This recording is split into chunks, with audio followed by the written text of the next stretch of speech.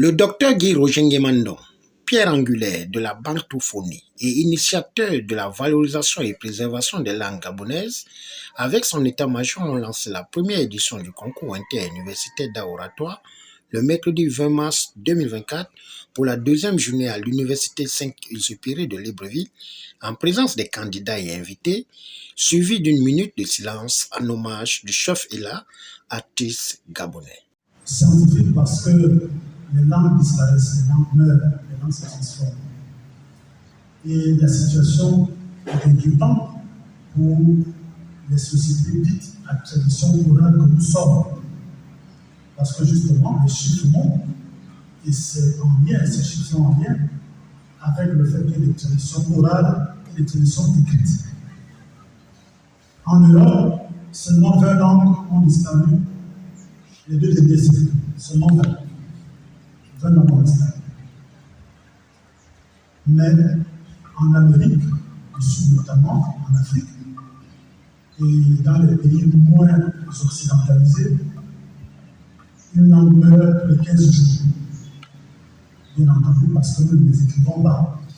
Nous ne les immortalisons pas par écrit. Et donc, elle meurt plus facilement. Et donc, c'est cette observation scientifique des spécialistes qui a attiré notre attention.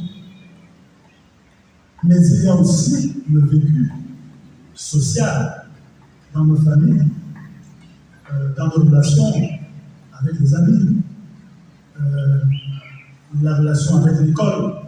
On constate qu'effectivement, autour de nous, de moins en moins, nos langues sont pratiquées. Il y a des langues d'autophages qui en consomment d'autres, aussi bien les langues à large diffusion, donc les langues occidentales, l'anglais, le français, de plus en plus le mandarin. Mais le phénomène est aussi observable entre langues africaines, parce que nous ne le disons pas assez. Le swahili est une langue d'autophage qui écrase les autres langues pour s'imposer. Le monde, chaque langue est une richesse. Chaque langue apporte à l'humanité une façon de résoudre des problèmes concrets, problèmes de santé, problèmes théoriques, problèmes pratiques.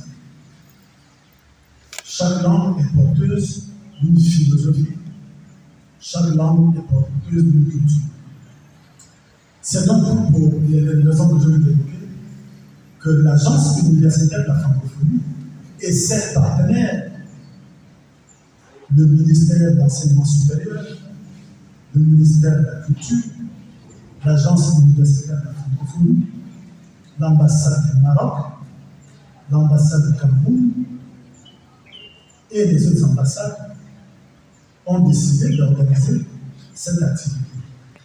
Face aux pertes et dévalorisation de nos langues, au profit de la mondialisation, la première édition a permis au professeur Raymond Maher de fixer le cap, suivi du sentiment et avis du docteur Léane Boissa Mboulou et le docteur Betty Mbumba et pour Songonde. Égoïsme, ego, voilà le mot, le pronom personnel grec. Voyez, la seule chose que vous aurez appris ce matin, en plus d'une série que vous connaissez déjà, c'est que le français est un dialecte grec, comme toutes les langues romanes, hein, comme l'italien, comme l'espagnol, comme le portugais, comme le roumain. Ici, nous aimons travailler, nous aimons parler et nous aimons avoir de l'humour parce qu'il vaut mieux aborder la vie d'une manière joyeuse, même dans les difficultés, parce que pour résoudre les difficultés, il n'y a qu'un moyen, c'est se mettre ensemble.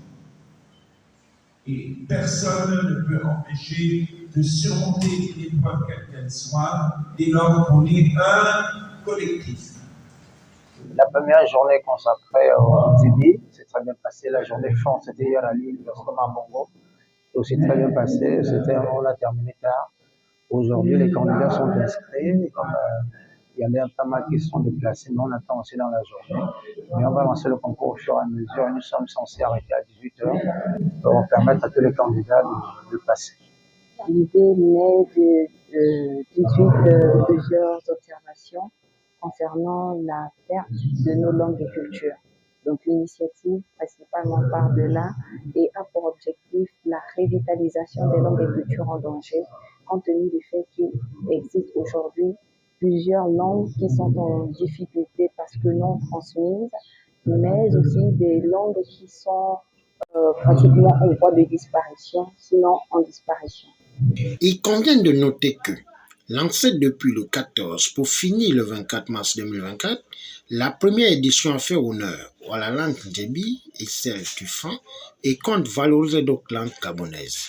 L'AOF et ses partenaires ont pris l'engagement d'une collaboration fructueuse pour la culture et la richesse linguistique.